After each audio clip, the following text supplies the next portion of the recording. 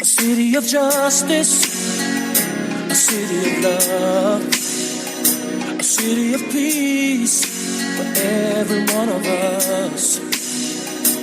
We all need it, can't live without it. A Gotham City, oh yeah.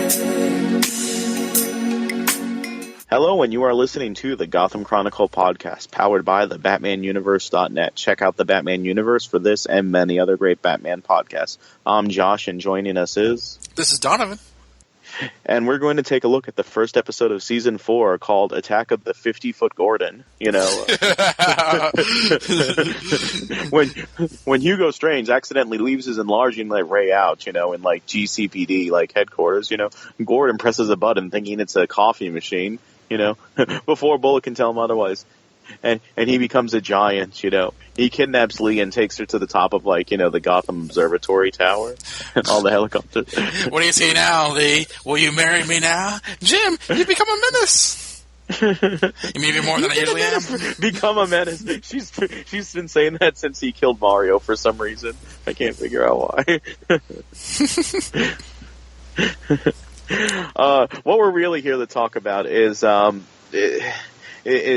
Diego Comic-Con, where Don and I were a few weeks ago, and some of the Gotham developments that came out of that. How was your San Diego? Just you know, real briefly, how was your San Diego, Don?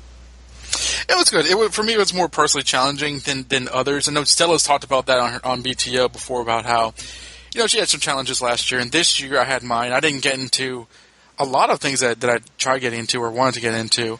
But at the same time, I had good experiences. I interviewed the cast and crew of Steven Universe again. I made it for the Batman and Harley one with Josh, and I did Riverdale solo. So there were still some accomplishments that I've yet to have. I had a bad Comic-Con, and this one was still in the good category. What about you? Yeah, I don't think I've ever had a Comic-Con where, like, I would say it was bad. Poor Stella. I mean, and if you guys want to hear more about our Comic-Con experiences and, like, more of our adventures, like, it's become a tradition that, like, every year Stella kind of does this, like, you know, yearbook of, like, you know, our Comic-Con experience, and that's over on the Back Row the Oracle podcast. This was, like, it's hard for me to rank the conventions, but I do have ones that, like, stand out above others, and, like, my favorites have been, like, 2010, because that was, like, the first one I did, and, like, that one just was really awesome with some of the Spider-Man stuff I wound up getting, including Stan Lee, and then 2011, because that was the first one where, you know, you and Stella went, and we also had our friends, you know, John Wilson and Zach Joyner, and Dustin was still going with us. And then from there, like, I've loved them all, but then, like, you know, my other personal favorites have been 2014, because that was, you know, a great year, and the first year we did Gotham, and we got into Hall H that year. And this year is honestly, like, up there with them in the top 4, because I feel like I've really honed my craft this year. And I learned a lot, like, you know, in the interim about, you know, how to make certain contacts and how to get into certain, like, you know, press rooms. And and Stella said, like, she feels like this was the most aware we've ever been. So they've stepped up their game with some of the security and stuff, but we've also, like, stepped up ours. So that was fun. Although every year I've been flying, and I think next year I might try something different instead of flying. Yeah, this one, I think, Comic-Con, it's like you say, Comic-Con has really stepped up its security, and I feel that we should have been ready for that, because we've been hearing a lot about how Comic-Con's been changing, and other cons of Comic-Con International has been different and kind of beefing with their security. It was visible here, and it was palpably felt. Like, when I was going to the Steven Universe press, I was, like, checked, like, 4 times by security, and, like, I didn't make it to some other places, and, like, with the television show... Yeah, to Tom Cavanaugh's agent, you know, like, could not get into, like, the room for Flash at first. Like, she was stopped by, like, the bouncers. And I remember, like, Stella, like, walked into, like, the Flash press junket the first year, like, just to see if she could. Like, I don't think she actually interviewed anyone, but she, like, walked in there, like, just to do it. and no one stopped her. But then, like, this year, it's but yeah, as I was saying, I don't think I'm gonna fly next year. I think I'll take a car, because even though it's a lot longer doing it on the road, when you're in the Ford Focus, time just goes by. You know, like, really, really fast. And did you say Ford Focus? Yeah. I was setting up a Ford Focus product placement joke when I was like, I don't think I'm going to fly next year. It like went over your head and you kept on going like, yeah, you sure? So, And then it hit me. yeah, it hit you like a Ford Focus, although you won't be hitting much with the Ford Focus because, with its great brake system, you'll be able to hit those brakes and avoid any car accidents that might happen. No matter what you're robbing. Isn't that right, Tabitha and Babs? Together again, apparently, which we'll discuss. So, I was thinking about it earlier tonight as we were setting up this recording. I was like, going for a walk and thinking like, it's been 2 years in a row that like, the bouncers, at like Comic-Con have said, I'm sorry, Donovan, but you can't go into Gotham. Yeah, I know. We already have somebody. Bertoni. It's like, well, fine. It wasn't even that we already had some. It was just... That's exactly why I couldn't go in. They said, we already have somebody from TBU. You should have said you were from Gotham Chronicle. Yeah. Well, we've discovered certain ways to get into press room, like when you're not on the list, like, basically like with, airplanes, you could be on standby and stuff. So I told Don, just go on standby. And they said, you can't be on standby. There's no room. And I was like taking videos of Don of like the empty seats at the table. I was like, no, there's room. I swear, come in. And you're like, tell the woman that. And I was trying not to antagonize, like, the people checking us in more than I already was, because I was able to convince them to take the TBU junior intern in with us, sitting on Stella's little lawn chair, during some of the press rooms. Like, look, he doesn't even take up a seat. Come on, So, because last year Stella came in and they did not check her in when they checked me in.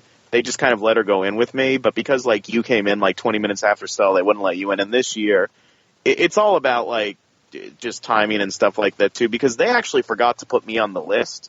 But luckily I was able to the guy who like was running the thing remembered me because I'd been calling and emailing him for weeks. So like I showed them like an email I had from him, like guaranteeing me a spot. And then like they said I was okay. But then like another person who like was not part of that conversation came in and was like basically getting ready to kick me out until like the guy who runs the room came over and said, oh no, I spoke with him. He's good. I was like, okay, yes, excellent. So it was, we didn't get, I say we, and it's we as TBU. It was me in there, and it was Ben, TBU's junior intern, who turned 11 that day, who accompanied me on my travels this year. So it was, Your great to young have ward, him. as Stella says. Yeah, my young ward. Which actually it was because it was his birthday. We got some mileage out of that in some of the press rooms, and also having a kid with you at the press table, it either loosens up the actors and like and it kind of like gets them a little more animated, or in some cases, I was listening back to other interviews, it gets them nervous. Over in the Aero press room, like I guess the person who plays like Felicity Smoke, she's kind of, I don't want to say dirty, but like she's a little more adult, and like she was like about to say something. She's like, "Oh, kid at the table, I can't." I was like listening to her. I'm like, "Oh yeah." But it was. I wish that Don could have been there with me, because this year it was Ben and last year it was Stella. And not that I want to kick Ben or Stella out of the press room, but like because Don endorsed this podcast with me, unfortunately he couldn't join me, but he was able to hear certain factoids as I was like texting him, and this was after Riverdale. But in any case, we didn't get everyone that was in the press room. Like we didn't get to talk to Drew Powell or Cameron Beacondova or and Ben McKenzie left early, and we didn't get Robin Lord Taylor this year. But the way that the Gotham press rooms usually work is, I don't know. I don't want to say it's first come first serve. You never get everybody. Yeah, like there's never. Maybe last year we got everyone, but usually no. Last year we didn't get Davi. But we also have never gotten Riddler till this year. Yeah, never gotten Donald Logue, even when he's been there. Because the way that these press rooms work is, there's a thing called the press line for a video where like you stand. It's kind of like a red carpet-esque thing with like a Comic-Con backdrop, and each outlet that like has a camera like is kind of like lined up. And they'll take turns spending about 2 to 3 minutes with like a star, like talking to them. So like Ben McKenzie will talk to like this camera person, and then after the 2 or 3 minutes are up, they walk to the next one. You could do that, or you can do print. They call them print roundtables, and there you get them longer than 2 or 3 minutes. but you're sharing them with like 6 other reporters, which usually isn't bad because, you still get some good stuff. And as long as you're not, mild-mannered Clark Kent, you can almost dominate the conversation with some of these. And it helps too. Like if you don't know what to say to a certain person, there's always like 6 other people that back you up. Yeah, kind of buffer and flank you. Yeah, and you get them from anywhere from like sometimes they forget that someone's there, and you get them for like 6 or 8 minutes. You'll hear the length of these, and then a producer or someone will come and say, "Okay, move on." So this year, we got Sean Pertwee, John Stevens. Is his name John Stevens? Yes. Yeah, John Stevens. We got 6 people I know, and Sean Pertwee, Aaron Richards, Jessica Lucas, Alexander Siddig or Anthony. I'm very Alexander bad. Siddiq. Alexander, yeah, but Jan's other boyfriend, who I should remember. And there was one other person. Oh, and Corey Michael Smith finally. Didn't get Ben McKenzie this year, he left the room in the middle of like the press thing, and did not come back. And then like later on, the cast was taking photos for like some other thing, and I noticed he wasn't in those photos too. So I don't know if he had to go or like take care of something. He did join them later on, but like he did just disappear like halfway through the press thing, which I thought was odd. But I got him during Batman Year One, and I got to talk to him last year. We had that moment like Gordon finally found a home, so I'm kind of satisfied. Like, well, I would like to talk to him again. And Ben, who is well versed in our ways, I did warn him, before we went to the press room, said, listen, while we're in here, we went to complete reverence. You cannot make any homeless cop jokes, any at all.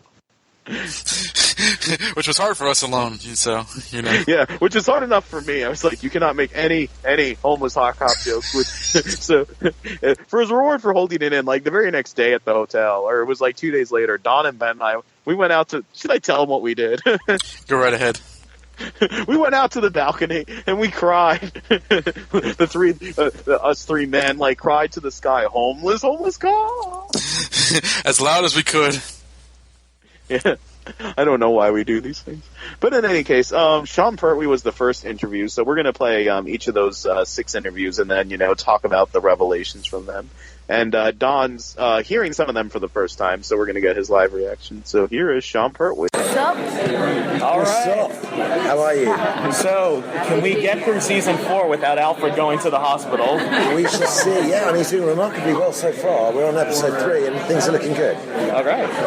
Crossing. Now, there's David, let me just say right now off the bat, he's gutted he's not here, but we literally were saving the city last night. We were shooting till 2 o'clock in the morning. And David, as you know, does schooling as well, and he couldn't make it. He apologises to everybody here. And he's gutted. He's on the poster, and he's turning into this master vigilante. And I'm very pleased to say that we're not butting heads anymore. We're morphing into the relationship that everyone knows of Alfred and Bruce. It's the beginnings of them coming together, like you being a father, the way of being able to, you just hope that you can communicate and talk with your child, and that's basically where they're at now. He still tries to advise him. Things don't necessarily always go according to plan, but what can you do? It's either that or lose them. I had the same thing, my son's called Alfred, I had the same thing with that. You have to find a way of communicating and letting go of the apron strings. So it's been very interesting. It's been a real marked change this season, and also the David's height is a marked change this season, and he can actually chuck a very, very firm right hand. So he's out there, and I'm with him, and we're working together. Lucius Fox there's proto bits and pieces beginning to arrive now. So it's very much a proto vigilante. And he's supported by Alfred. Then there's the re-emergence of Ra's al Ghul, is why he was there, how Alfred survived. They begin to question that. Then Gordon chimes in, wanting to be the parent that he never was. So this kind of bizarre parental triangle starts around Bruce as a growing teenager. He starts to disrupt his upbringing, who he is. The dark arts are basically being introduced by Ra's al Ghul. And there's a terrible sort of discombobulation, shall we say, between Bruce and Alfred. And you'll see in the middle of the season who Alfred really is, which I'm really excited by because you met this guy called Reggie who turned up on the doorstep, who was an SAS guy who actually stabbed him. And do you remember, like, you go, who are you? Like, yes, sir, police, sir, with a suit on. No, you're a killer. And he gets drunk and he's telling Bruce who I am. I'm going, shut up. And you'll see Alfred out on his ear, and you'll find out who he is, and it's not a good look, I have to say. So, Did you ever meet his family? That I'm not sure about. And that's the thing is, I'm hoping so. Like, as you know, he has a daughter in some of the versions. But we're going to. I think you're going to find indirectly about his past and the person that he was, of which he's not proud. You know, he has as many more demons than Bruce has, and that's why they're sort of always been inexorably sort of drawn together, and they find each other, and that relationship suffers as he grows, as the young boy grows, and Alfred tries to keep up with him, but just can't, because then you know one thing Alfred isn't is a sort of patsy, and they fall apart. And let's see what happens. So, what has been your favorite episode to film? My favourite episode to film. Well, there's been a few.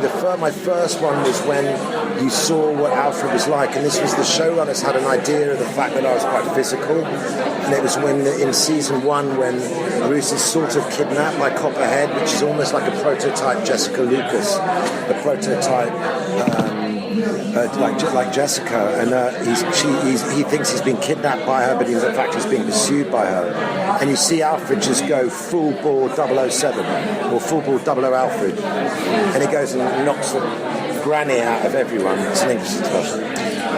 Knocks the granny out of everyone in order to get to his son or his guardian. And people were then they suddenly realised why I was there, because it took a few episodes for people. They'd never seen Alfred at that place before. They'd always think, well, why was he there? You know, why would Thomas Wayne, the richest man in the world, have a really constantly angry, cross, butler, like shouting at everything? He was there to protect them, and that was the reason. And so for me, that was my favourite episode. I think that was like 17 of season 1.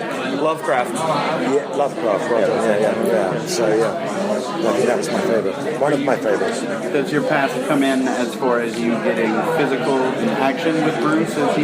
Yes, that does as well. I mean, I can't give too much away because I don't know that much, but all I know is that they were trying to find a way of finding a way to introduce Alfred's past, because that's never been shown any time before, really, of why he's there and who he is. Great. Thanks very much. Thank you. Thank you. Good question. Thank you very much. No problem. Bye.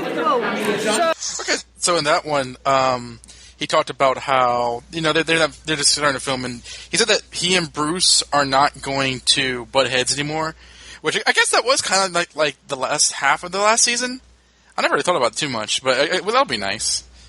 Cuts to like episode 5, where like because he stabs they're him only again. in the scripts, or they're fighting about something else. But I did ask him at the beginning of that clip, like, will Alfred stay out of the hospital this season? He's like, so far so good, like he's crossing his fingers. So the most horrifying part about that is that like Alfred and him are like father and son, and then Gordon wants to be the father that Bruce never had. It's like, go no. He's like, there's a father triangle. It's going to be like Lego Batman. Like, my 2 dads are the same dad, and they're both leaving. Bruce, look, I made you lobster troubadour or whatever. Gordon's going to be, Bruce, I need you to break into the Fortress of Solitude and steal this.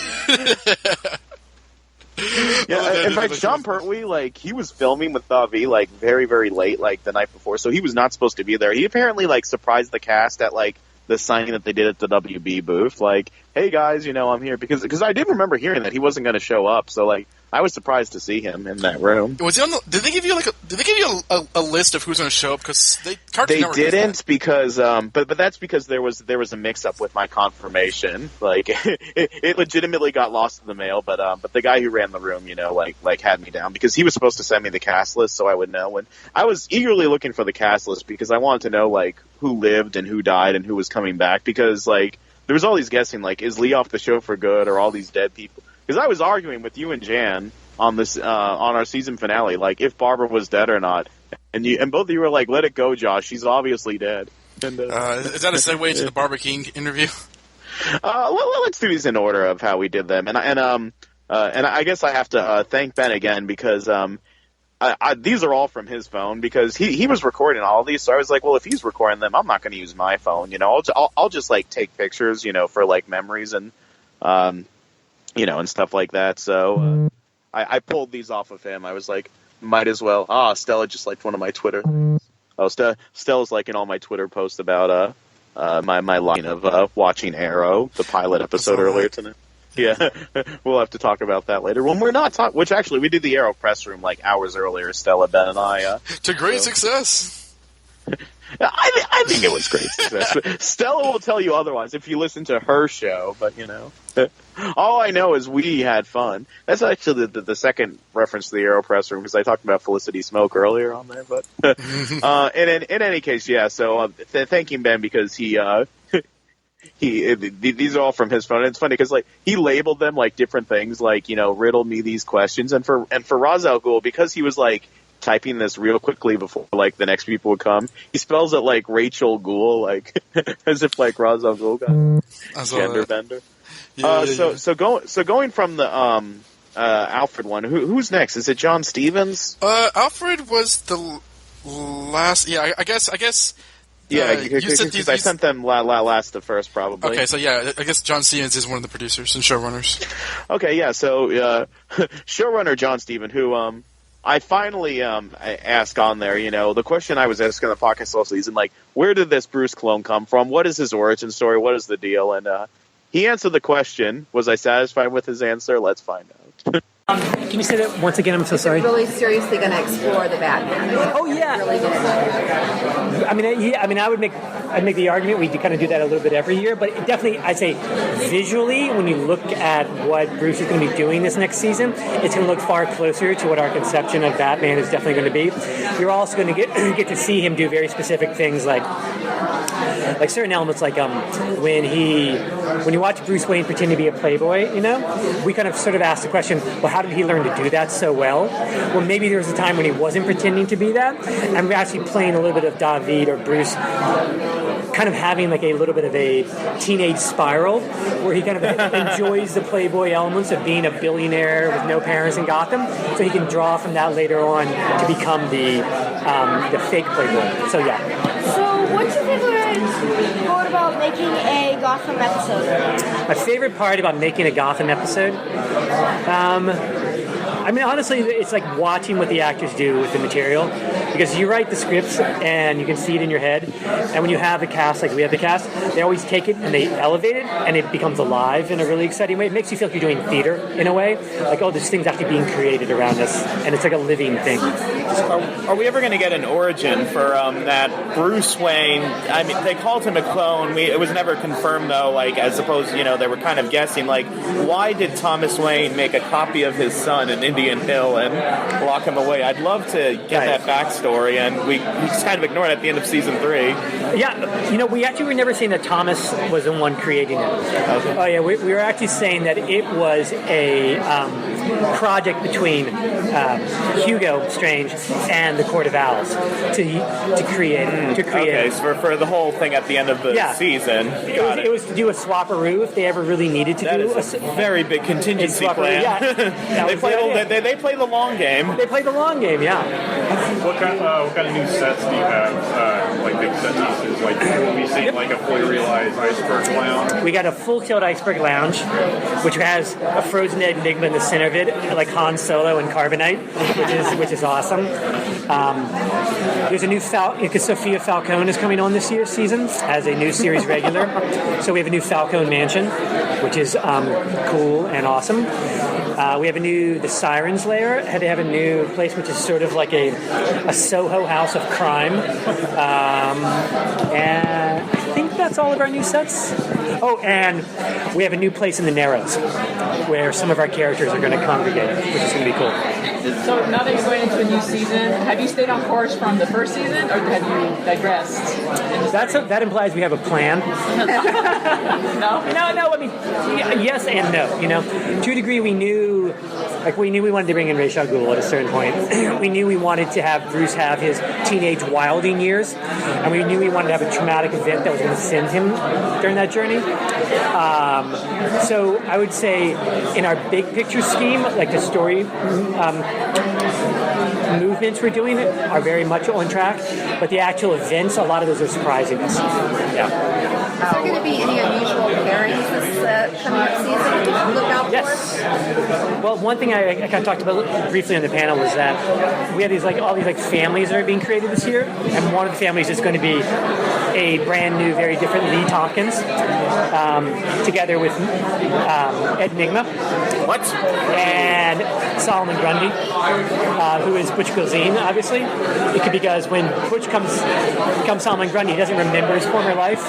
So when he runs into Ed Nygma, he doesn't remember that he wants to rip his head off. And Ed, who has suffering the effects of being frozen for 3 months, needs Grundy's help to get strong again. And the three of them form this kind of weird little family. It should be fun. How does Scarecrow fit into the overall film narrative? He comes in at the very beginning of the season. Penguin has solidified his control upon Gotham and never before, where he's kind of unionized crime. And Scarecrow comes in to reintroduce fear into Gotham and to remind people that basically the dark is still scary out there. And we really kind of fashioned, especially episode 2, almost as a horror movie episode, where we really get to see Scarecrow. I think he's a very just purely terror. We imagine, rather than all the other versions of Scarecrow that are out there, because there are a lot of different versions, what if you just really tell Scarecrow as a horror movie? Because he could be scary. So. There was an interview with Davi Mazouz right before the finale. Yep, sorry.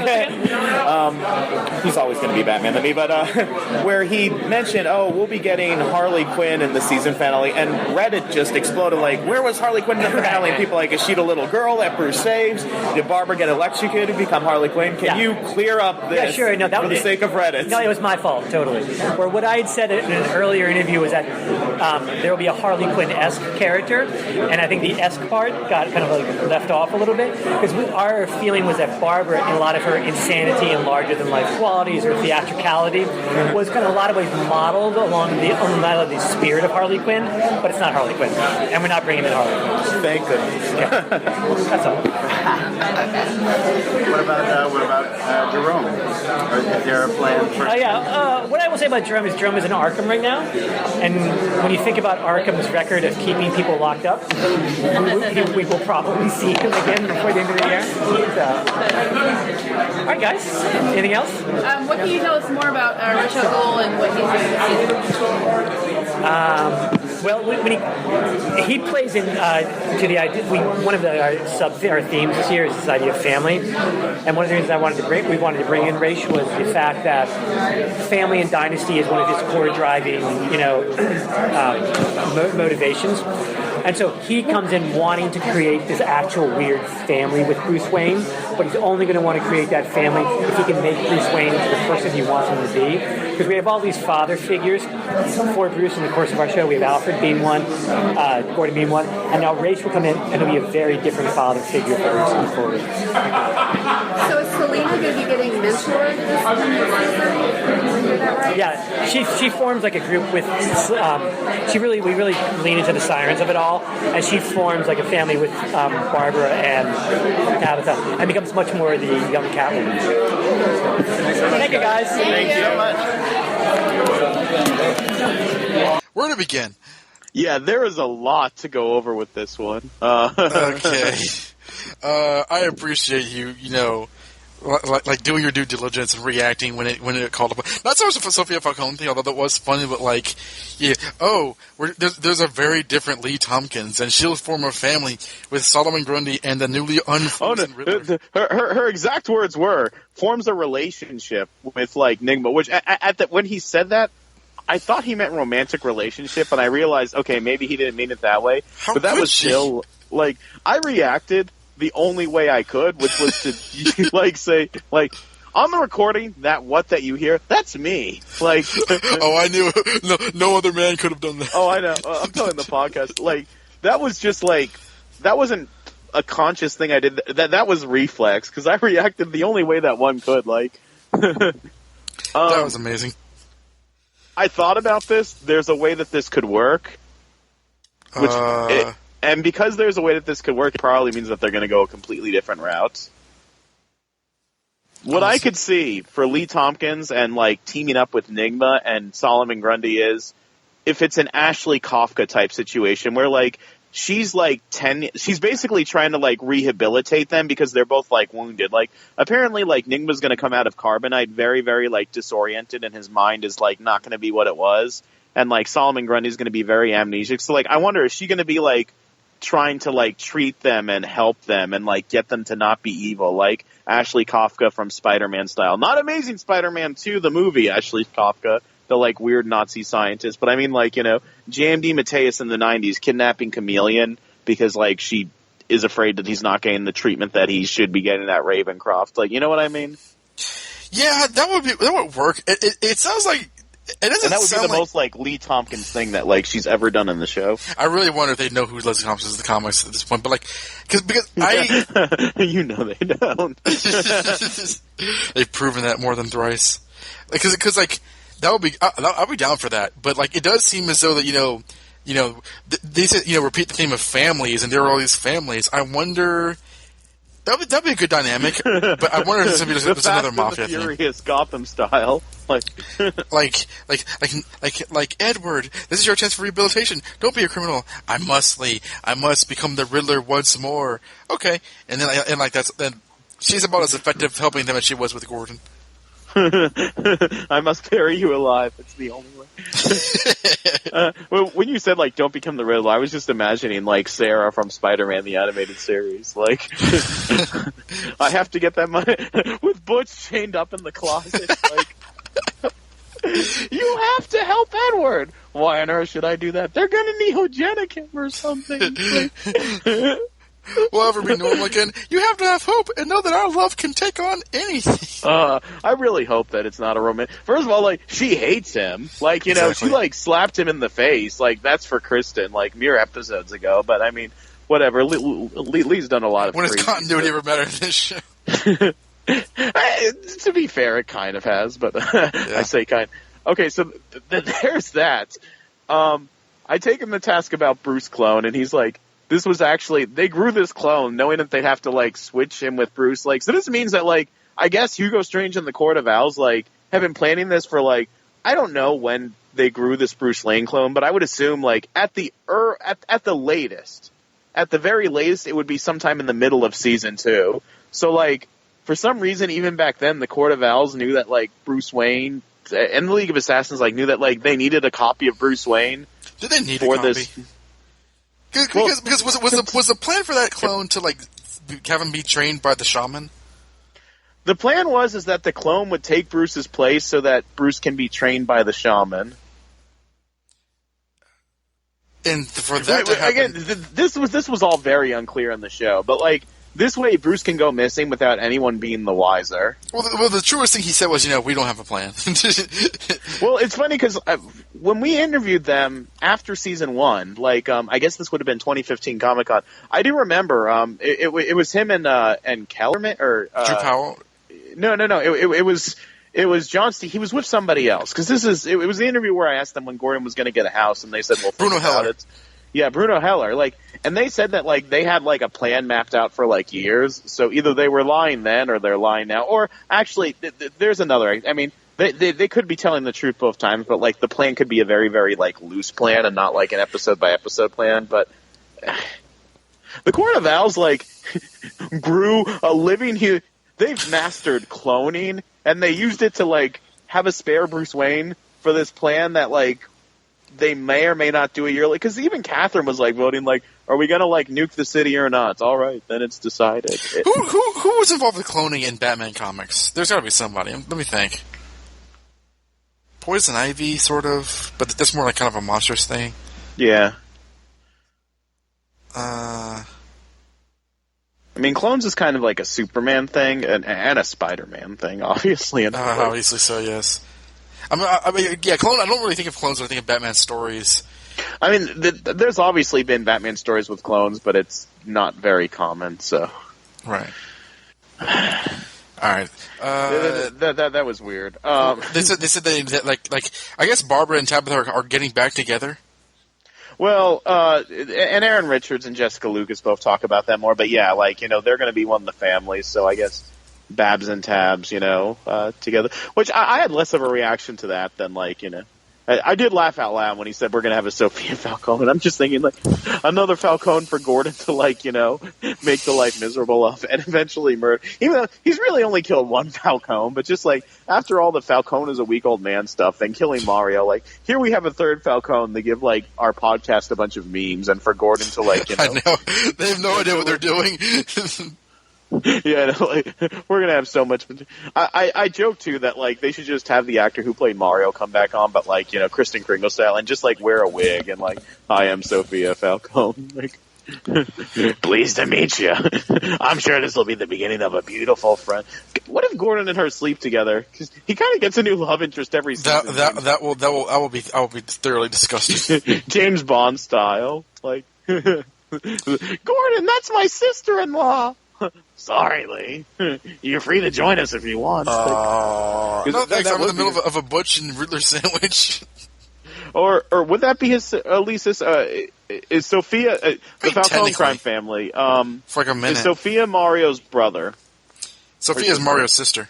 Okay. Just making sure that wasn't like a cousin or aunt or something. Yeah. Sophia, Alberto, and Mario are like two brothers and a sister. Okay, yeah, and then Carmine's the dad, and wasn't there like no mother? Yeah. But there's like cousins and aunts, like Aunt Viti, and that's what I was remembering. I was trying to get it all straight, and it confused me too because sometimes he's Falcone and sometimes he was the Roman. Yeah, Roman was his street name. I read those books like less than a year when we were doing season 3, so like it's much more fresh in my memory now. So.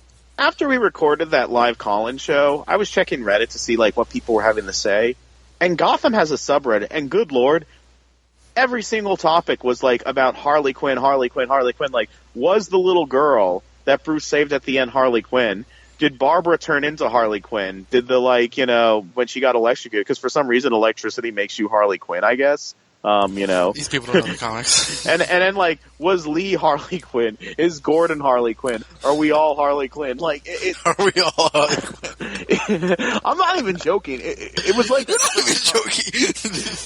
It was like a comic. Like, I showed Don these topics. Like, there was like 5 topics a day. Like, guessing who Harley. The entire first page was like Harley Quinn topics. Yeah, and it was like that for weeks afterwards. So like, I was like, I'm setting the score straight right now, and and he said no. Like, there wasn't Harley Quinn. Like, Barbara was a Harley Quinn-esque character, which I could kind of see. I don't know if I see where he's going with that. Like, fair enough. It answered the question. And other people who were at the table, like, either pulled that quote from like another reporter because like I said, there was other people there. So before I even got a chance to write about it, like, this was on like websites like I forget the websites, but it was on some like pretty big websites, and I was like, hey, they're using the question that I asked him, and the quote that he said to me.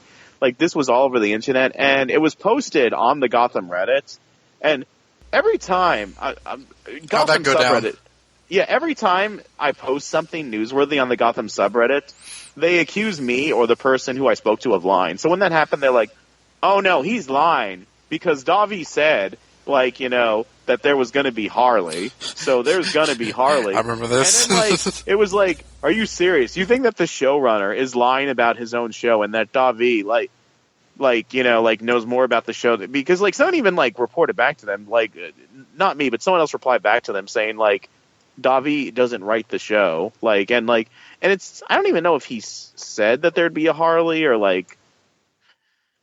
or if he said Harley-like character, like he said, we'll see the beginning of Harley Quinn, something like that. But anyway, like, these people will read what they want to read, because the same thing happened again where, like, I posted something from the Barbara Keene interview where I'm getting a little ahead of myself, and they also said the same thing too, like, oh, she's mistaken, or like, or oh, like, she's lying because, like, you know, they said this in this interview, so Barbara's lying. Like, Erin Richards is lying right here. It's like Gotham subreddit. Like, they will twist the facts, and maybe I'm turning off a portion of our audience if they're like members of that like forum subreddit. I know that not all of you are insane, but there's members of that subreddit that like will twist facts to fit their theories, and that was one of them. The central core of this part is that it's a yearning for Harley Quinn to be on the show, and this kind of relates to like our Batman and Harley interview with Bruce Timm, because he talked about how the Harley popularity has blown up, that he wasn't fully aware of it until kind of this one day he was aware of it, and like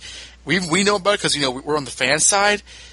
I feel that like you and I even today don't really fathom how popular she really is, to the point where people are just like, they just demand for her to be on the show in a way which would be utterly ineligible. I say ineligible. To the way when the showrunner says, I made a mistake, when I misspoke or I was misquoted, and they're saying, no, he's like, yeah. Why would he lie? Like, for what purpose? Like, and if he is like being sneaky and lying, like I'm sorry, but it's Harley Quinn. Like, you know, we already have Joker and the Court of Owls and Ra's al Ghul on the show. Like, why not say? Because he told us when Mr. Freeze is coming on the show 2 years ago. He told us that. So like, why? Yeah, and Azrael. So like, why would he be different with her when she has nothing to do with anything? Anything else from that interview? Just that, like, I think I mentioned it. Like, I guess the Sirens will get a new hideout, which I like their old hideout. Whatever. Yeah, Barbara kind of like switches sets every season, because there was that like apartment with like, did it have a clock tower? Am I remembering wrong? But like, she Why would it have a clock tower? I don't know, but like she had this like apartment with like a winding staircase, which became like Galavan's headquarters the next season, and then like this last year, she had the nightclub. It's like they can't hold on to a set for more than a season. They're always redecorating. I mean, I have seen Barbara's apartment like as a few different sets, because I always recognize those winding staircases. Like whenever they reuse it, and I guess like Barbara's parents' mansion has been reused a bunch of times. It was also like Falcone's house and like other people's house, and so who's next on the list? Next, we have Riddle These Questions. So that's obviously the interview with Erin Richards, of course. But of course, let's hear her British accent now. In the first few episodes, or are you revived quickly, or what's going on? I don't do much in the first few episodes. I'm frozen until someone gets me out. Did you still have to show up on set and just like stand there like? Yes. I, however, made a request that they have a stand-in for me, so I didn't always have to be there. I was working on 2 other projects as well, so I was finishing those while we were starting the season, so I was able to do that.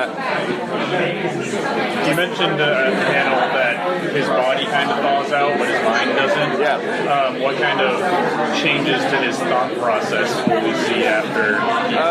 You know, we played a lot with Edward having identity issues, and so this is just another identity crisis for him.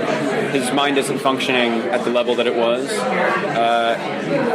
Whether that can be cured or fixed, he doesn't know, but his computation is not as it was. So what does that make him now? The thing that he had was his intelligence and his ability to trick people and outsmart people, and so he doesn't have that anymore. So what is there? So he goes on a new quest. I'm really happy because it allows for a little more comedy. Some of the old comedy that we had with Ed, I think we get to find again. Some of his physical and mental ineptitude is back, so I'm going to have fun flirting with that a little bit. Stevens mentioned that Nigma and Lee Tompkins were going to be kind of in a relationship. Is this a romantic relationship? Or I don't know. That was super convincing. So it's another riddle. Maybe. I really don't know. He said that they were building a different kind of family, because family is a theme this season. Yeah. I'm very excited. I essentially, Evil Lee or Dark Lee is a new character, and Solomon Grundy is certainly a new character. So I get to meet 2 new people and interact with them.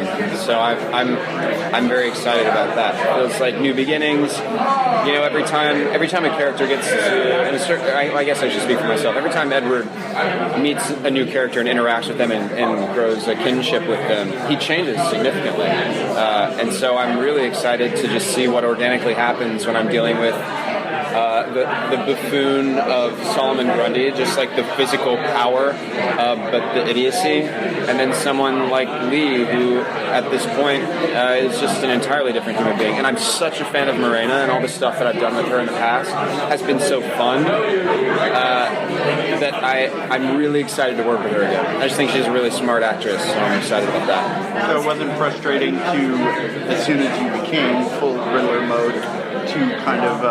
No, it's always fun to have something to work against, you know? And I think something that this show does that I enjoy so much is they make really bold choices that you just say as an actor, I love it, I don't know exactly where we're going to go, and that's cool. You know, it's kind of like what I was saying in the panel if you were there. It's been such a joy to be a different human from season 1 to season 3. And it's happened because we made a pact. Hey, you give me events and I will respond to them. And you give me major events and I will make major adjustments to a character.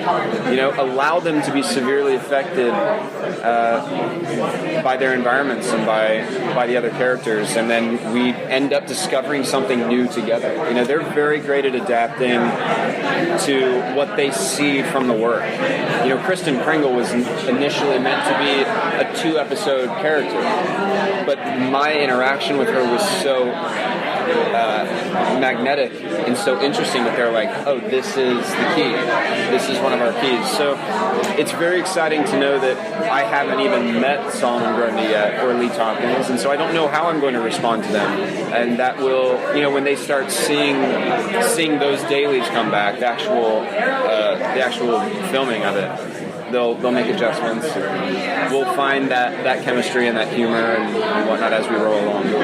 Did you know last season that you were going to be put on ice? I mean, were you worried? I was aware of it. Okay. They usually tell me these big things.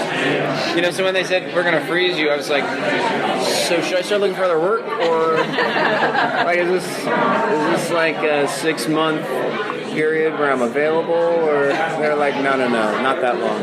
But it has been nice because I was able to do 3 other projects during hiatus because I had a late start, which is nice. Is revenge going to be motivating at all this upcoming season?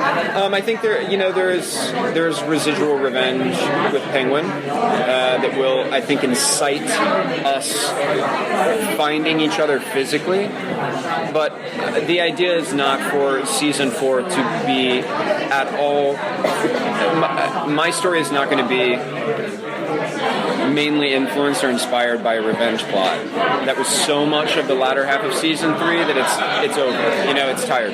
So that there's the residual want to end him physically, but that's merely going to be an impetus to get us together. And then, you know, as things happen in Gotham, people have needs and wants, and sometimes you find alliances, and sometimes you don't, or sometimes you make pacts, and you're like, steer clear, and I won't hurt you. So whatever that may be, but yeah. So what is like your favorite scene to shoot? I'm sorry? What is like your favorite scene to shoot? Ever? Yeah. Or in Gotham. No, but I mean, of all 3+ seasons? Yeah. There's so many. The first time I killed someone was really exciting because it felt like an unlocking for Edward. I really enjoyed shooting my scene with James Gordon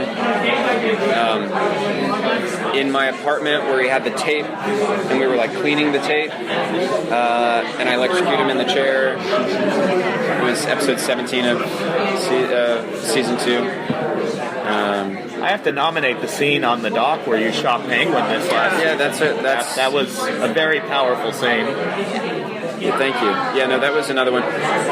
Something that was amazing about that, the two big dock scenes that we have, if you look at that on screen, you're like, oh, they must have shot that in the same day, because the weather was the exact same. And we didn't CGI any of that stuff. Both days we showed up to shoot that scene were horrifically cold, overcast, and it was raining during the scene. Both days. And the whole idea that second time we go back, I wanted to recreate that day. And it just happened that the day we shot that scene, the weather was the exact same, and I was like, yes! It's just so, like, perfect. You're like, it just was one of those things where you're like, Edward would celebrate this. Like, even the weather is the same. Thank you, guys. Yeah, thank you. Thank you so much.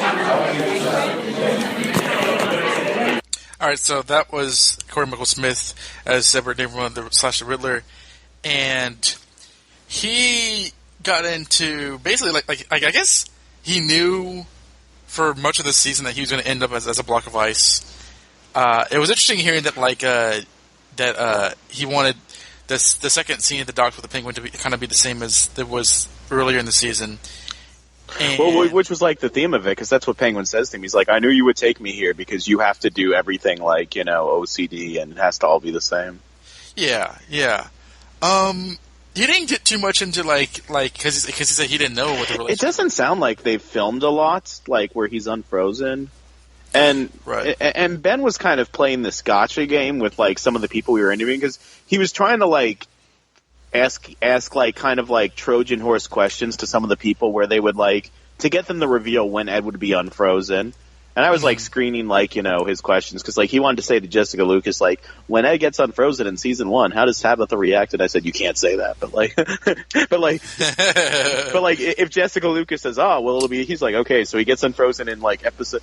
He was like working out based on like in between like when the people were coming and going, he was like trying to work out based on like what Corey Michael Smith and like John Stevens and other people were saying like when Ed gets unfrozen. But it sounds like they've only filmed like maybe 2 episodes of the season at the time that they were doing this, because I also heard the panel, like they said something like that. But I'm going to play devil's advocate again, and I could be proven horribly wrong, and I'm probably going to be proven horribly wrong. But when he says evil and darkly, yeah, he could just be guessing, because it doesn't sound like, from his reaction, like I don't know if it's going to be romantic. He might not know what Lee's deal is, because he hasn't filmed any like of those episodes or scenes with her yet. So there's implication for him bringing I it up. still might be right that she's going to be a doctor this season and not, a supervillain. I really hope I'm right. Well, I feel that like evil / Dark Lee like is a new character that we brought back. It's like, are we seeing that again? Yeah, and again, that could be him just guessing, because he doesn't know what his interaction with her is, so maybe she's not evil. I'm really hoping that's the case. We're going to listen to this podcast episode like halfway through the season 4 and just cringe. I can't believe that Lee and Ra's al Ghul like teamed up to blow up the world. We'll have to do a podcast episode where we hear our conjecture and then come back and make comments on it. I want to go back and listen to like some of our season 1 episodes, like we did with Jan. Like I listened to the episode that we did on the pilot a few months ago, and it was deliciously like funny. Some of the comments we were making, and like. Did you? I know we're going to get into race later, but did you go in like the Facebook Live thing that I invited you in? I went on it for like a few minutes. I was doing Uber and like taking care of some stuff, but like I saw the beginning of it. Like there was a comment that stayed up there. It says, when are we going to see Harvey Dent? I kid you not. he and Renee Montoya, Chris Allen. Exactly. If I am going to New York Comic Con, and if there's a Gotham Press thing and I'm there, like I will ask the producers, like, can we get an episode where like Gordon like goes to the basement of GCVD and sees the skeletons of like Allen and Montoya and Harvey Dent, like. So that's where they've been. Lazy on the job when we needed the most. Get up, Harvey. We got work to do. Like, we have Tigress, Barbara, and Raish next. Is there anything else to talk about with that Edward name with me? It was interesting to hear him talk about the symmetry with the scene at the dock. Like, and I didn't realize that like Kristen Kringle was only supposed to be like a 2-episode character, but that does make sense, because like. Not that I was like super surprised to see her again, but like Well, her storyline stretched out so long because like she didn't die till season 2. So I'm like, so was she going to die in episode 2 or what? Well, no. Like, because the first few times you saw her, like, you even complained about this on the podcast. Like, she would show up and like, and then we'll be like, oh, Kristen, one is a door, not a door. Oh, get away from me, and then she'd like go to like douchey cop boyfriend, like, oh, can you believe this guy? Like, and it was kind of like that for like maybe 2 episodes or something, and then like they started getting to which makes me wonder if she wasn't like part of their long-term plan, because she was very instrumental in like Nigma's turn to the dark side. I wonder like how they would have eventually done that, but that's a good point. But I think we know now, like, and I think we knew then too, like Dustin even said this, that season 1 was supposed to be like, it was supposed to like end with Lovecraft. So like when they had to write that second half of the season, that was when we because we didn't really get into Nigma until the second half of season 1. Yeah, the second half of season 1 is I think when like he and Kristen Kringle became more than just like friend. I don't think that they officially hooked up till season 2, but I remember like the end of season 1 is when she's like warming to him, and that's also when he kills Doherty or whatever that guy's name was. That was in season 1 finale. It wasn't the finale, but it was like right before the finale, because the finale is when he like talks to himself in the mirror because he left those clues. So, right. That was interesting. Is it Jessica Lucas next? Yes. Okay. All right. Okie dokie. Which I kept on teasing Don about missing this one because he's had a not so secret crush on her for so long. I saw her walk through the hall and it was like in slow motion, like it was like they were down the hallway of Riverdale. In the locker room. She was. You've seen her go in slow motion, then all of a sudden you hear like Aaron Richards in her British accent, like, Jessica, hurry up! Why are you walking so slowly? Sorry, Aaron. I'm just gratuitously showing Donovan Moore Grant what he's missing by leaving this room.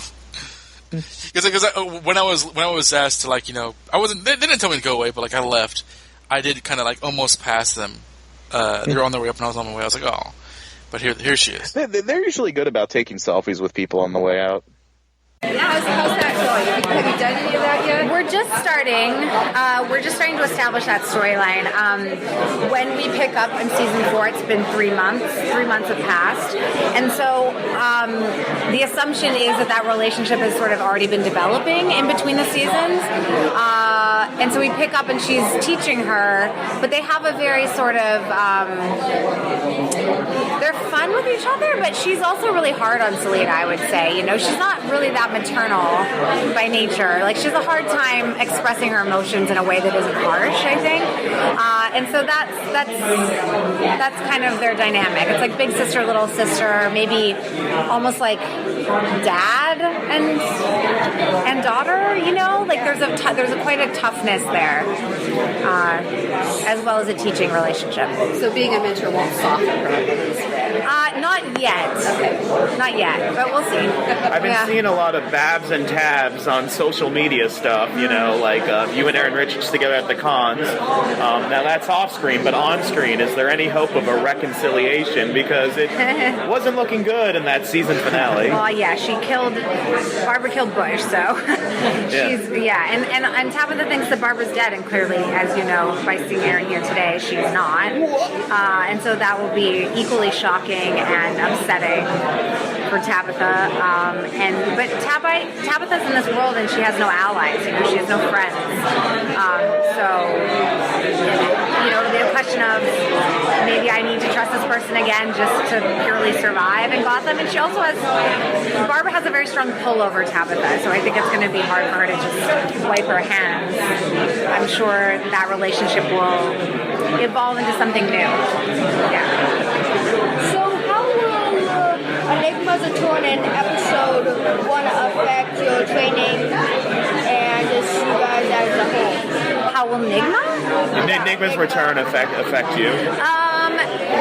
Again, we haven't really explored that yet. I'm not sure. I mean, she'll still always hold a grudge against him because he cut off her hand.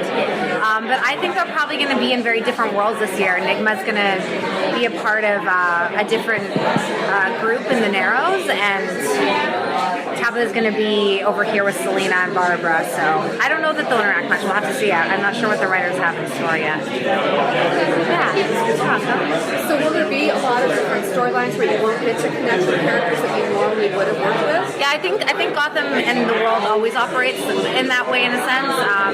And I didn't realize this, but on the panel, John had talked a lot about sort of different families that are going to exist within the world of Gotham this season. So I don't know. I'm not sure what they have in mind. They always are really smart and clever about finding ways to make the characters interact in unexpected ways. So I'm sure that will still happen as well. Would you like to get more into action, not Yes. kind of Yeah, I mean, the idea was always to evolve her into Tigress, and I don't know when that's going to happen or if that's still the plan. I'm not sure. I think it is.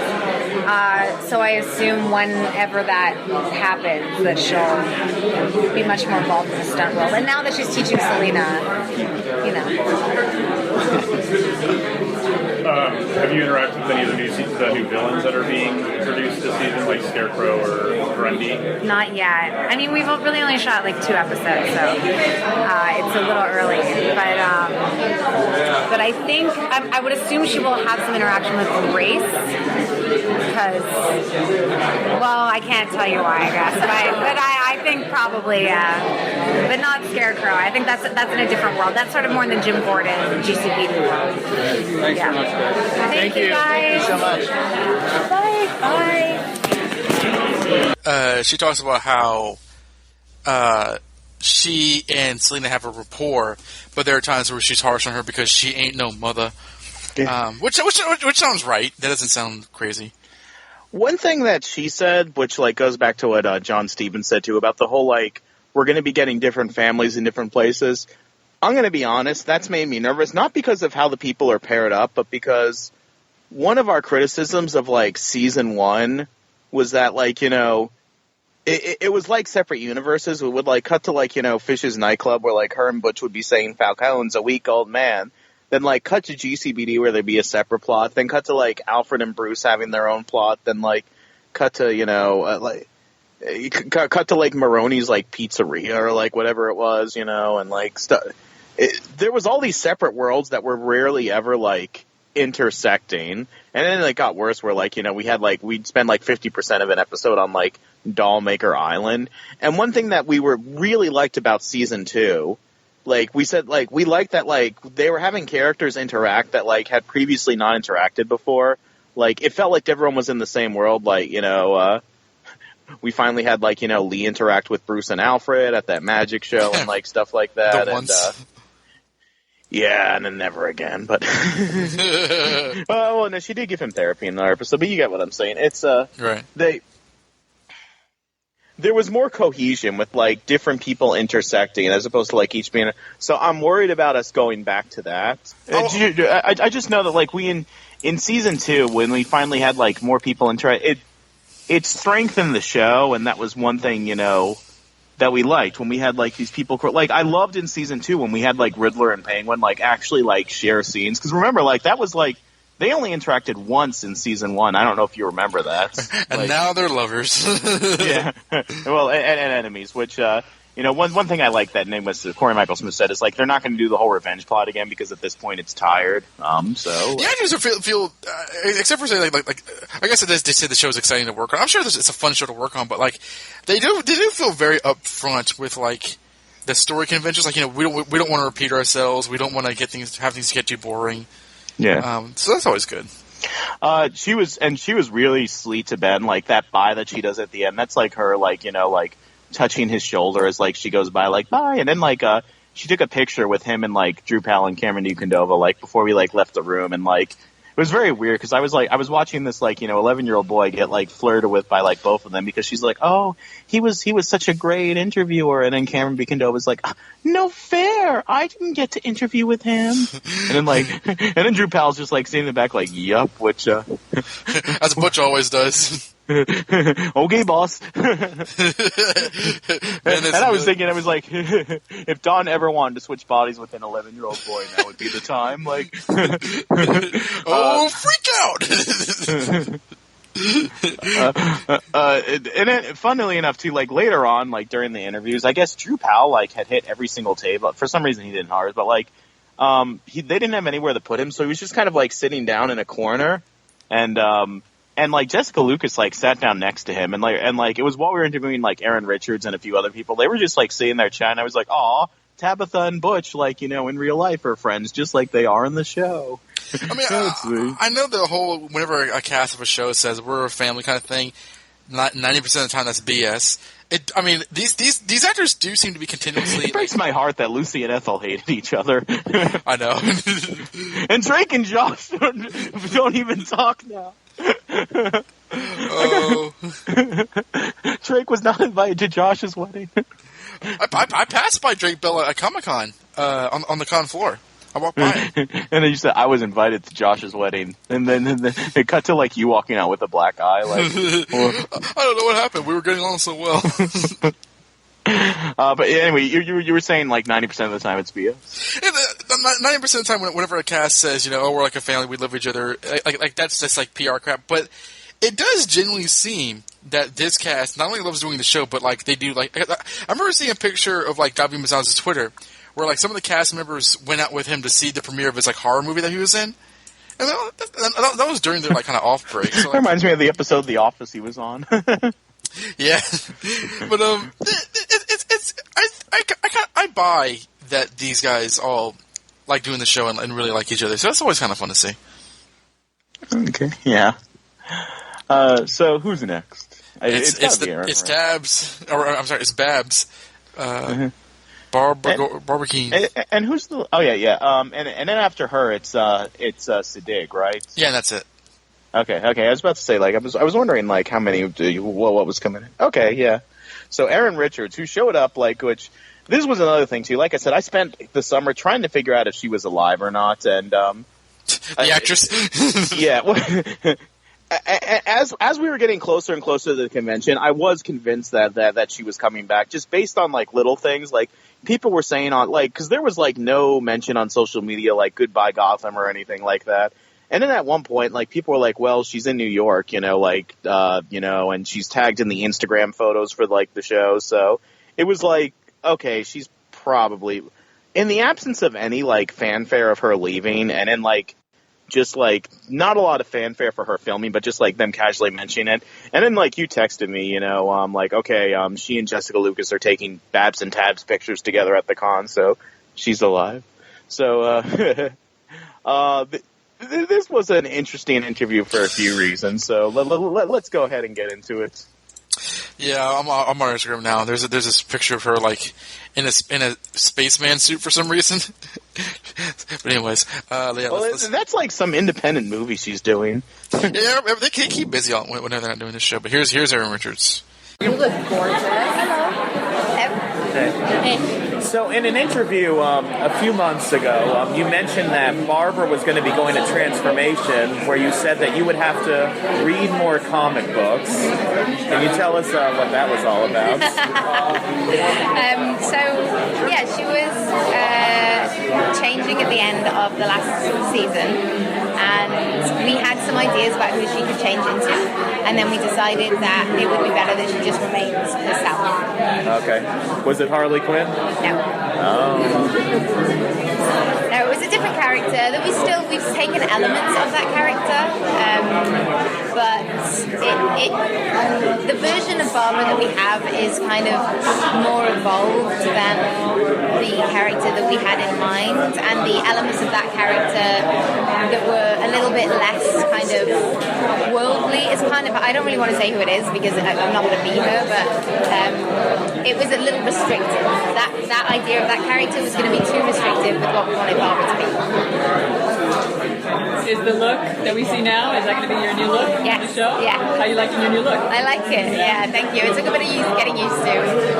I'm sure everybody knows when you do a big drastic hair change, it's always like, oh god, none of my clothes look good with this. Like, I don't know how to work it. I don't know what products to use. So there's always that. But I've been through that, 2-3 week phase, and now I'm into like knowing a bit more about how I can manage it. So yeah, I'm enjoying it.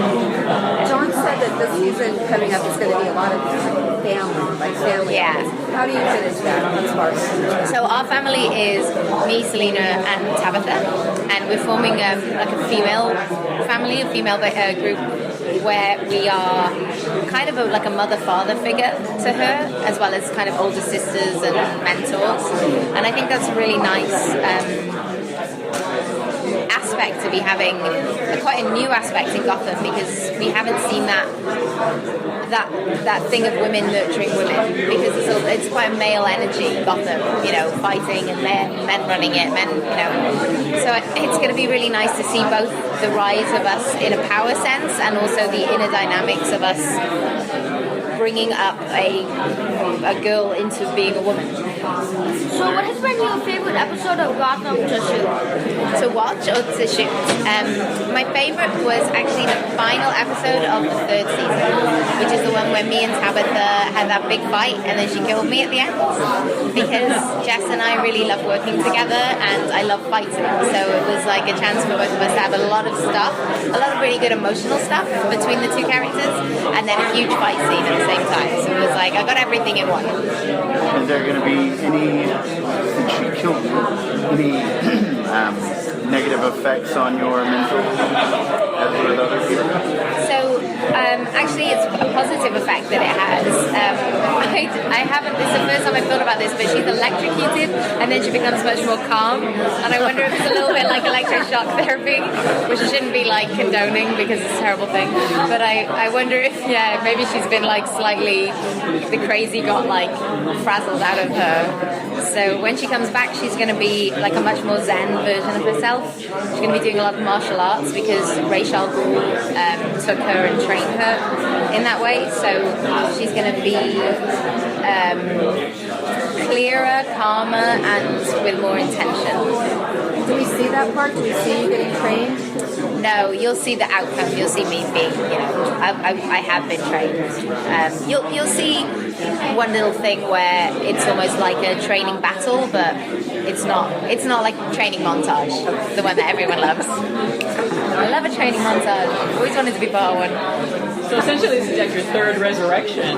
Yeah. Isn't it kind of cool that the same show you can play? Yeah. I've been really lucky to have this development in her. Like, basically play 4 different characters each year. As in a different character each of the 4 years. So it keeps it fresh for me. It keeps the character interesting and evolving, and really everyone has it. All the characters evolve so much that it's a testament to our incredible writers and showrunners and producers that they can keep making it interesting for us and also for the viewers to see these people changing. And it's just like life. I mean, God, from like whatever, from 10 all the way through to 40, 50, I think just people change constantly, and you look back on who you were 10 years ago and it's like a whole different person, so it's just reflecting what is real. Were you warned that you'd be coming back when you got the script that you were dying? Yeah, thankfully, yeah. It's like my biggest fear, to open it and then she dies. Mom, they killed me off. Now, the answer seems obvious, but I gotta ask, has the ship sailed on you having a little baby Batgirl with Jim? I don't think so. We spoke about it in the panel today. I think it's still possible. I think this version of Barbara that we'll see will actually be the most surprising to Jim as a development, because it's probably pulling aspects of her from the 1st season and 2nd and 3rd, but I think he might sort of be quite taken aback by who she's become, and not necessarily in a bad way. Thank you, guys. Thank you. Thanks so much. Thanks. Bye. All right, let's do this. We made a lot of jokes about Barbara in season 1. We never dreamed in a million years that she was going to become a disciple of Ra's al Ghul. Like, I feel that like all of our joking of Gotham, and sort of kind of like say that will never happen, has completely fallen, like blown up in our faces. I say this all the time, but like, just like when we were talking about the show in season 1, and we're like, Barbara sure is Kermit the Frog Eyes. Isn't Lee Tompkins such a well-written character? And then, like, the Us from 2017, like, comes in DeLorean and says, Donald Trump will be president. Lee Tompkins is going to, like, release a virus that will, like, make everyone in Gotham evil. And, like, bury Jim Gordon alive. And Barbara Keene will become an evil murderer and disciple of Ra's al Ghul.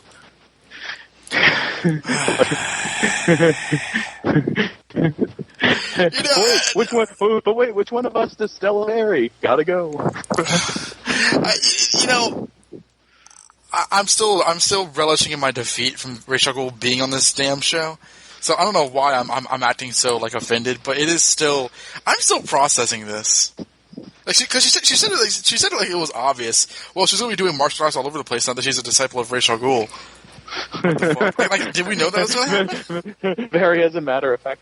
Well, the weird thing is too, like it's like she doesn't say that like Tabitha wounded her. She does say killed her. So I'm wondering if like Ra's al Ghul finds Barbara and puts her in the Lazarus pits. I guess as part of his plan to corrupt Bruce, because maybe to get to Bruce through Gordon and to get to Gordon through Barbara. Like I don't know, like what benefit does like how does Barbara Keene figure in his plans? Who knows? How indeed. I mean, and I'll say this, and you and Jan, or will be mad at me for it, but like I am glad that she's like still on the show, and there is that.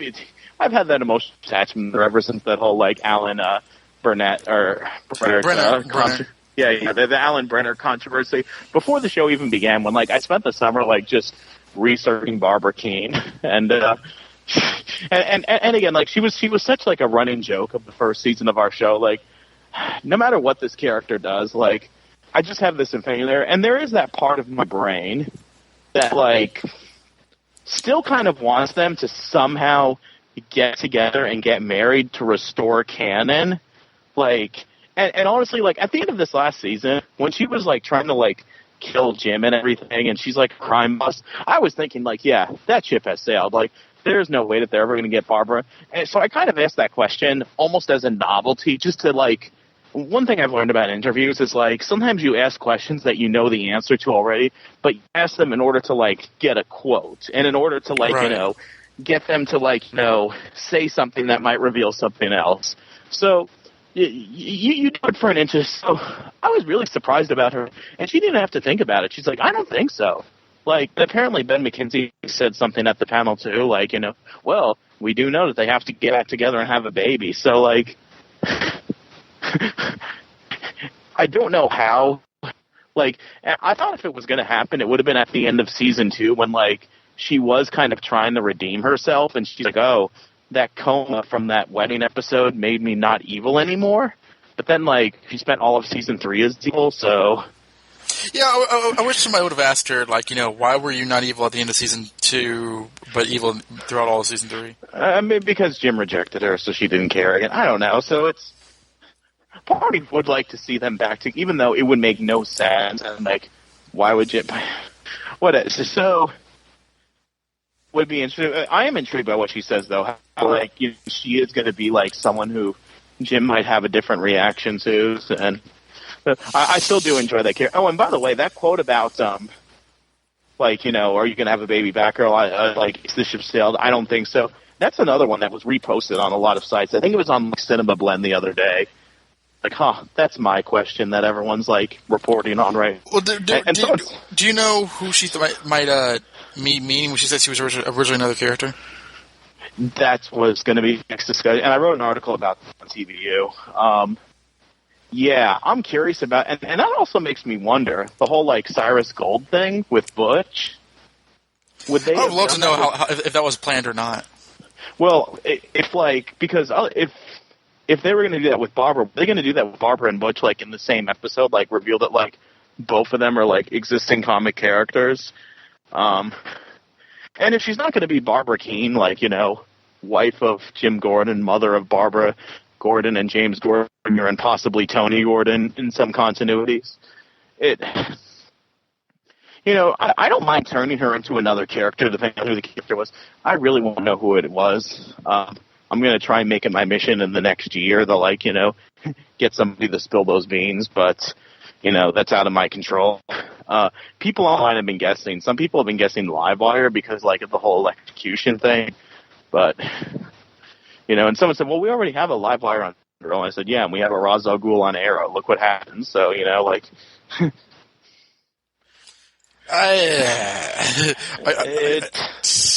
I mean, there's nothing I can do about it. I feel so helpless. Someone else guessed Lady Shiva, which makes no sense at all.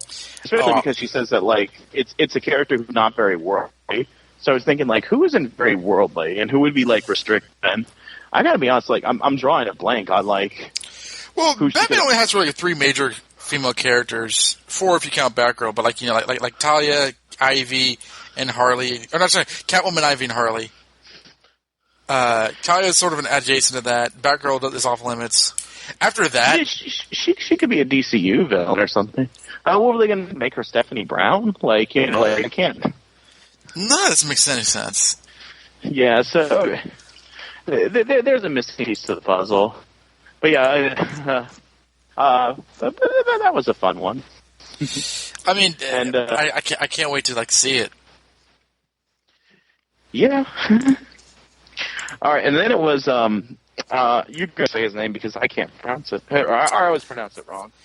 Alexander Siddiq. Now this is the long. Actually, before I go to that, I was on Ben McKenzie's Instagram. Apparently, he met Frank Miller, and he will be writing the 4th episode, not directing, but writing the script for the 4th episode of this season. Okay, so the episode begins. Gordon wakes up in bed, and 3 supermodels saying, "Gordon, get back to bed," and he says, "I can't. The city needs me." So, he looks at his abs in the mirror, and he gets a call on the phone from Bullock. He says, and it's like, "Gordon, we need you. You're the only one that can help stop this problem." He says, "I'm on my..." Oh, hold on. If Bullock's just calling him now, then why did he have to, leave the supermodels? I'll get to it. Okay, so Gordon flies to the GCPD because Gordon can fly now. He found a magical amulet. Why is Ben McKenzie Gordon? Like the homeless cop version. And he and 3 wishes, and one of those wishes is superpowers. Just Bruno Heller and Danny Cannon, like, do we have to let him do this? Yes, it's in his contract. He has to write at least 1 episode this season. Oh, God damn it. Can we at least say it was a dream at the end? Like, it's like a Michael Scarn movie. And then Gordon makes out with Barbara and Lee and Valerie Vale, and and they all have a sexy beach party. The end. What do you think? Best episode ever, am I right? You're fired. Get Pat Hingle on the phone. He's dead. I don't care. Okay, so here's Raish. Okay. Well, let me preface the race thing because that this had to have been one of my favorite interviews from the convention, mostly because even though I can't say his name, and I didn't realize all the Game of Thrones and Star Trek stuff he's been Dan does. But I will say, I talked about how having a kid at the press table sometimes loosens up the actor. He was by far the most loosened up all of them. He and Ben were legitimately at one point just playing together where it was he was interacting with him on a very, very one-on-one basis, ignoring some of the other reporters at the table at times, and and made sure to address him specifically at a few points. So that really meant a lot to me. So that was one of my favorite interviews of Comic-Con. So you can go ahead and play that one. 3? Nope, this is number 2. Table 2. Oh, okay. So, I mean, yes, 24 in terms of line items today. In terms of what we've been up to. We've been going around the whole... Hello. You are the youngest journalist I've ever seen. The Lazarus Pit will do wonders. What's your name? Benjamin. Sid. It's his birthday. Happy birthday. Thank you. Wow, fantastic. Brilliant. All right. So, listen up, kid. You're going to learn a lot. I've always wanted to say that. What can you tease about the upcoming season? I'm amazed that John Stevens is so generous with the panel as generous with the panel as he was. I don't know if anyone was in there, but he was spilling what I thought were the beans on just about everything. I will leave John to do that because he won't get fired. But what I can tell you is, from my point of view, I am on a mission that has taken me over 1,000 years to make Batman my own, to carve him in my own image, to make him my heir. I know that Arthur is a fine, upstanding citizen, but Bruce needs more than the ability to learn how to make an exquisite napkin or centerpiece for a table, which is pretty much all Arthur can teach him. Now he needs to learn how to fight, look after himself, and it's not just a playground, this is Gotham. So everything is existential, which I quite like about Gotham. Every moment is life or death, which is hectic, but real, not, but real enough. So I'm going to teach him how to fight and look after himself. But that relationship is going to be really interesting because it's not going to be just a bad guy. I don't think Ra's al Ghul will be just... Well, he will be just a bad guy, but I'm hoping to layer him up with a few interesting levels of coolness on my way. Will we be getting Natalia? Will I be what? Will we be getting Natalia? I don't even know what that means. Oh, that's your daughter. Oh, thank you. Congratulations. Hey, I had no idea. I love her. I've got to give you a cigar now. I love her. So obviously, I started reading... Unless you're a really good actor. I started reading some of the stuff on the internet, and I went, after about 45 minutes, I went, this is so contradictory. Everybody has something else to say about something. I'm stopping right there, so I just went, I'm going to work out from what the writers want, what I'd like to do with it. It's kind of my MO on pretty much every role. Knowing that this is a kind of holy cow, a sacred thing that I cannot afford to mess up for fans. So given that, we'll be respectful but disrespectful and kick over a few bits of furniture, which is kind of what Gotham does. Yeah. Where Bruce is concerned, is there going to be any, serious conflict between you and Alfred? I mean, you're stepping on his toes. I so hope so. And I would be very disappointed if there isn't some serious rivalry for Bruce's affections, which may tip over into physical contact. Where do I want to go with this? Yes, which may end in Arthur's ending his story. Well, if I have anything to do with it. Arthur will exist no more. I suspect I can't do that because this story has already been written. However, I'm going to do my damnedest to try and make it happen. Good job. Thank you. So, were you a fan of Gotham before you started? I wasn't. Not because I didn't like Gotham, but because I'd never seen Gotham. I don't know if you're as spoiled as I am, but TV has become a world, a candy store that is bigger than any candy store that has ever existed in my lifetime. And there is so much candy now when I go into that store that I don't know what to pick, and I need my friends to tell me what candy the good stuff is. And as I'd never been told that Gotham was a good thing, I didn't know it existed. So now I'm looking at it and I'm loving it. I saw the second season, most of the second season. I saw the first 3 episodes of the first season. This is how I knit together my research. Very deep, very complex. So now I really love it. I saw a teaser for the next season. I don't know. Have you seen any of Gotham? We haven't had time to see it yet. Yeah, not a lot. How old are you? 11 today. 11. Okay, you're Season 3 wasn't on Netflix, so I couldn't catch up. Oh wow, okay, that's pretty But I've sophisticated. gotten some. Okay, I was going to say you're just a little bit young, but what do I know? You're absolutely in the zone for Gotham. You can totally do Gotham. You don't mind the decapitations and all that stuff, but it's cool. They're all good. It's happening in the real world. Unnecessary. Anyway, let's move on to the next question. Did that answer your question? Yeah. Fantastic. Is Ra's going to be? Does he feel like a full season 4 villain, or is he going to be there for a little while, pop back in? I think he's a full season 4 villain. He may be missing for a little while, but that will be because they've got to do some other stuff with other people. Even though the audience won't be liking any of the other characters by the time we're halfway through the season. That's what I'm told. I have no idea. Arrogance? What? Does he care about Bruce Wayne at all, or only as he grows and become the Batman?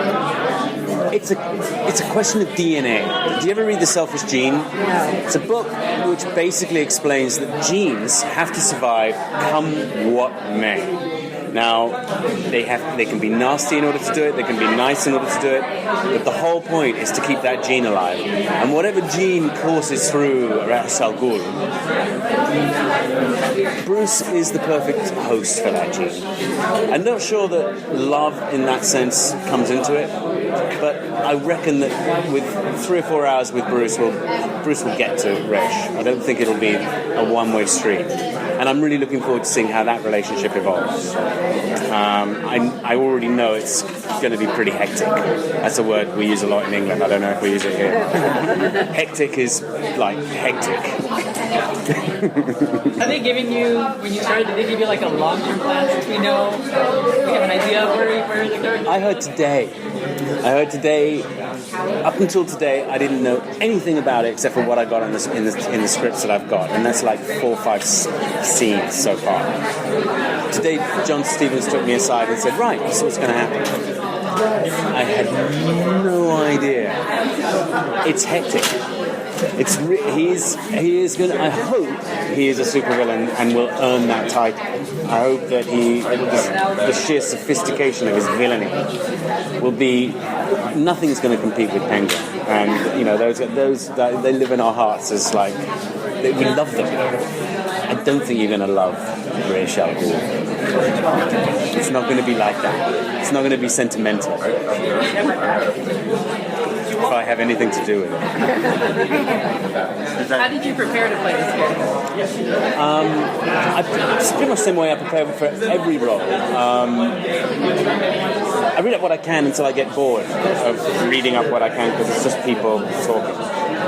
I know to get the gist. I understand from the scripts what I get from the writers, and I go, right, that's my goal, that's my ore. And then I usually spend, when I was a kid, this is a really weird, annoying anecdotal story, I'm sorry, but when I was your age, I used to go to bed every night, and I used to think to myself, what could I have done better today with my friends, with my relationships? Where was I nasty to someone I really didn't like or being unpleasant? And as I grew up, that got more complicated. So I still go to bed thinking about how I could have had a better day. And when I get a role, I use that time because I'm in the habit of using that time for me on a character. So I will spend 3/4 of an hour instead of reading a book or listening to the radio, thinking about what I'm going to do with the character. So and then I let that evolve. How could Ra's al Ghul have had a better day today?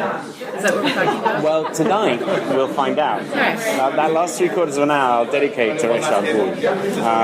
Last night I was trying to figure out what I would be saying today, which is kind of words like ambiguity and stuff, because I'd never put it into words before.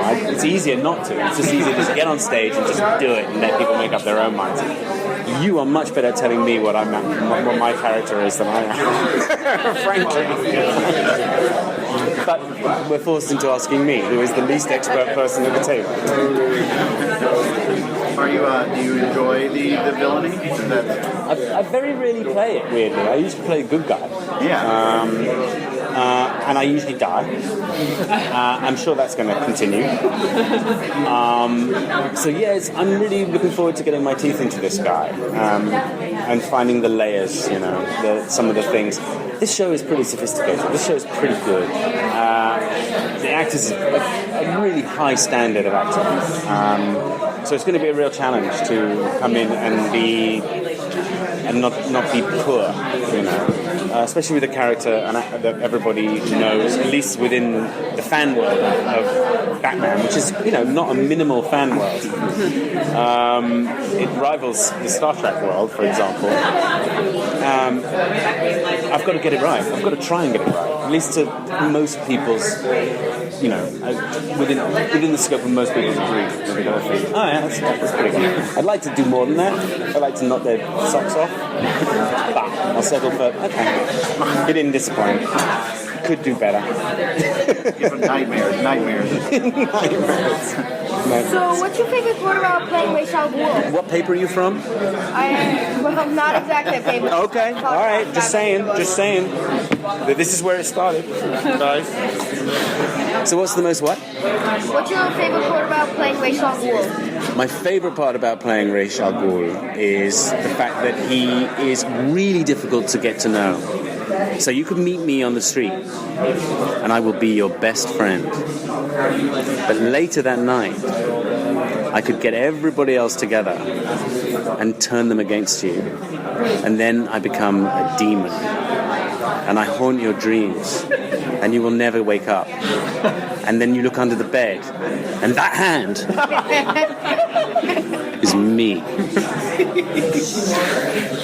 Cool. Wow. Thank you. Damn. Thank you, guys. Thanks very much. Thanks for giving me that. Just kidding. Yeah, I'm gonna like hear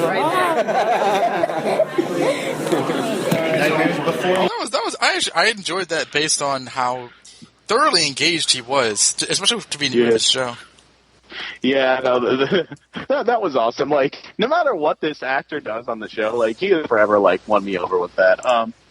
And there's other people who were at that table who, like, put sections of the interview on YouTube, and you have to watch it just to see, like, the part where, like, I mentioned Talia them, because his facial expression is, like, hilarious. He's like, I didn't even know what that is. And when I'm like, your dog, he, like, visibly, like, jerks his body back, like, oh! I didn't realize. Like, okay, like. I thought that season was supposed to be about family, John Stevens. Way to go. Take that. Like, oh, I love her. Like, even though that was betrayal, like, I thought that was funny. I mean, yeah, it's. I feel bad for him that he was duped so easily by the producers. Because I was telling my friend Harry, who had visited, you told me this on the phone while we were like crossing the street, and like. I was telling him that what you told me about how the actor who plays Ra's al Ghul doesn't know he had a daughter, and Harry was like, "Dark Knight Rises made over $1 billion in the box office. How does anyone not know Ra's al Ghul has a daughter?" And it's like, well, I think so too. In fairness, like, well, he's not a comic guy, so it's fine. That movie is 5 years old, so like he probably saw it in theaters, like, but like he might have forgotten, like, oh yeah, that's right, that was the guy's daughter. Like, you know what I mean, like. Because it's not like you see her and, like, Liam Neeson, like, share a scene together or anything like that. Like, you can, like, I don't remember anything about it. That movie made, like, $1 billion, and I saw it. Like, I don't remember, like, oh, yeah, I guess this character were, like, brother and sister, or, like, something like that. Like, so, I do think that, like, Talia is such a big part of his history. To the point where, like, as like a teenage fanboy when Batman Begins came out, or I might have been 20 when that came out. Actually, I would have been. I was 16, so you might have been 20. Yeah, I was turning 20 that year. I was like, how can you do Ra's al Ghul without Talia? Like, they're like, you know, because she's such a big part of the conflict. But in any case, you know, so yeah. But that was a fun interview, and I am in touch with the person who runs his website is gonna was also at the table, and she's gonna send me the video of him doing that I'm under your bed boo thing, which that was freaking adorable. Like, I need to just find a kid to take with me to all these rooms from now on, because that works out great until one day when it won't. The next time you don't go into a room, Stella and I have you in one of those 1800s baby carriages with those umbrella things over it. And you're wearing one of those bonnets over your head, and you have a passport, and you're yes, this is our baby. You can come into the press room.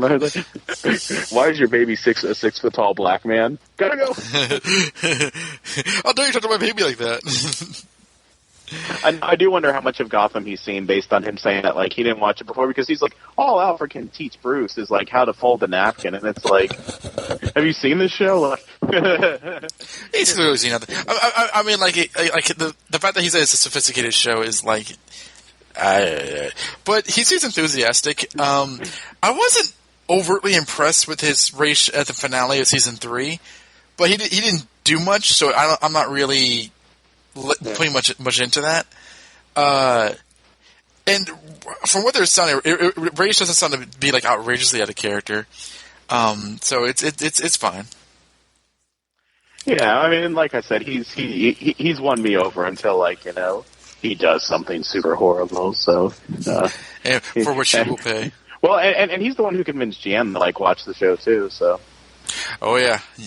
So yeah, it's all good. So those were the Gotham interviews. I did promise you guys, you listeners, that Don and I would do something over the summer. So we have about like a month and a half before the show comes back. So Don, what will it be? The forward focus or the prequel book? I mean, we may have time for both, but we should at least commit to doing one of them in the next month. My only apprehension about the forward focus thing is like I don't know if there's a place where we can like find all of them together like easily. So that we'd be able to. Let's make the decision if we find all of them and like if we haven't, then you'll know it'll be like the book. Yeah. All right, that'll be our project next week. We're gonna find a way to find all of these like forward focus commercials, like going back to like season 1. Like it's here. I'm positive we'll find all of them easily. Like season 1. Falcon's a weak old man, but the forward focus is anything but weak. You got that right, Fish? Look at their 4-wheel drive. Yeah. Now let's get in our forward focus so we can pay Maroney a visit. Now let's spin rubber, baby. With this horsepower, I'll be the Maroney's in no time. He'll never see us coming. That's right, Butch. Let's go. Alan and Montoya, like apparently, like them and Harvey Dent, like they've been doing the Ford Focus commercials for years. Like it's like, where have they gone? Are you kidding? Their storylines continue in the Ford Focus thing. Like Renee Montoya had like a whole like romantic subplot in like season 2 of the Ford Focus commercials or something. But I mean, we have a month and a half out, so. Yeah, and Gotham switching to Thursdays, so it's going to be interesting because we are, I guess, confirmed for season 4. I was talking to Dustin about it earlier today, and he didn't say that we weren't confirmed. I talked about it for the podcast this year because I'm not going to make any announcements, but I am, trying something new which should help the podcast. We'll see if it actually comes to fruition or not. So until next time, this is Josh. And this is Don. And we'll see you for season 4. On the next season of Gotham. Previously on Gotham. City of justice. Oh yeah, city of love, city of love, city of peace, city of peace.